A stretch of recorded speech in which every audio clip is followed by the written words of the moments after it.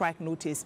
Now, to a story that has been making the headlines for the better part of yesterday, and that is the murder that happened in Muthaiga, where police in Nairobi are now investigating an incident in which a city lawyer accidentally shot dead his son.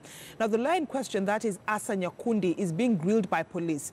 Now, this morning, we want to shed more light on this, and of course, we want to talk to our reporter, Shadrach Miti, who's joining us from our city center studio. Miti, a lot of controversy surrounding this shooting, the murder of that young man. What do you have for us?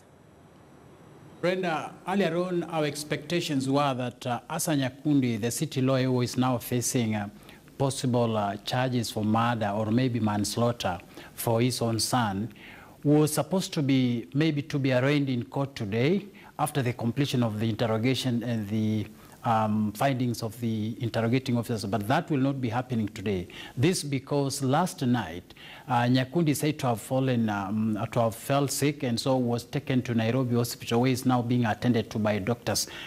For what we are being informed, he suffered some high blood pressure, and so we do not know how long he will be there.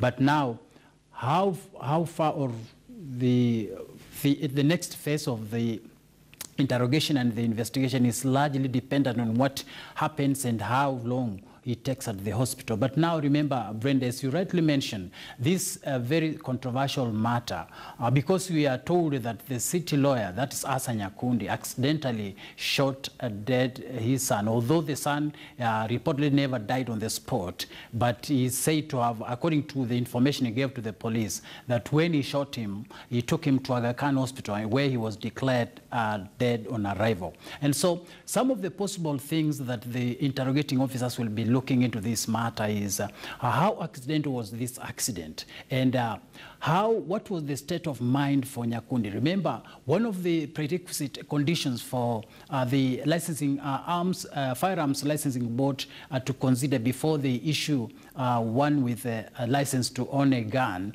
they have to look at the state of mind, and that's why someone has to go through a test and a serious test by a qualified psychiatric. And so they will be looking seriously what was the state of mind for Nyakundi when this incident happened.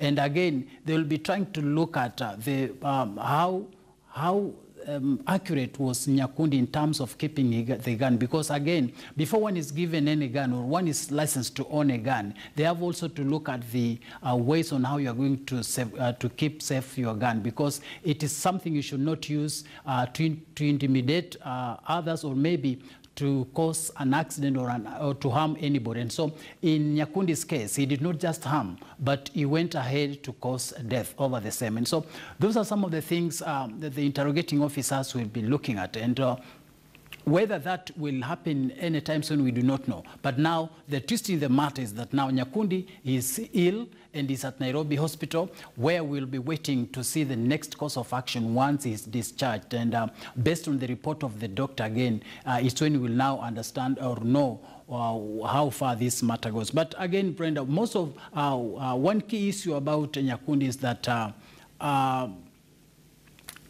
he's being arrested yesterday when he went to make report that he had accidentally shot the son, and the son died, and subsequently he was held up at Muthaiga police station. He's being arrested and kept behind bars again, put into question, or now jeopardizes the case that is facing some of his clients. Remember, one of his key clients at the moment is the Nyeri magistrate, Daisy Chesang, who is being accused of murdering or organizing the murder of his husband, another lawyer. And so we do not know if Nyakundi continues being held by police. We do not know how that will happen. Now, it may now require that Daisy's case now takes another direction. Maybe another lawyer has to come into face. And again, we know that Nyakundi is an established lawyer who really tackles matters criminal. And so we don't know how some of his clients will be, the situation they will be in once this situation continues dragging on, even as we have begun witnessing today based on his medical condition. Back to you, Brenda. Miti, I mean, this incident happened yesterday. It caused a lot of, talks on social media. Some people claiming reasons as to why Nyakundi shot his son.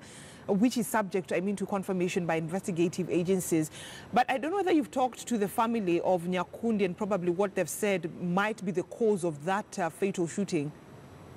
Brenda, well, what still stands largely over this story is the confusion thereabout, because there are those who claim it was not accidental, but it was intentional. But whether that is true or not, it's subject to the outcome of the interrogation and the investigation, the report of which may now inform the next course of action, whether he will be charged in the court of law or not.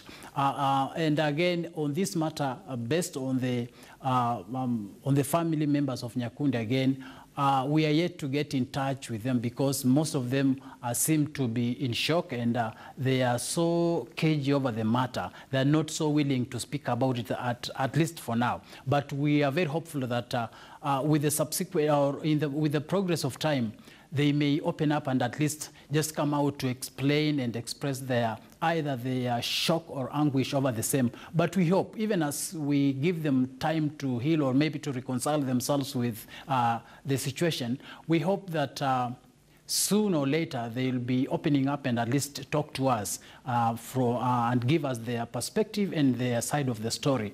Maybe some of them may contradict or they may agree with him, others may sympathize, but that's a matter that is subject to waiting, and we hope that they will be talking to us anytime from now.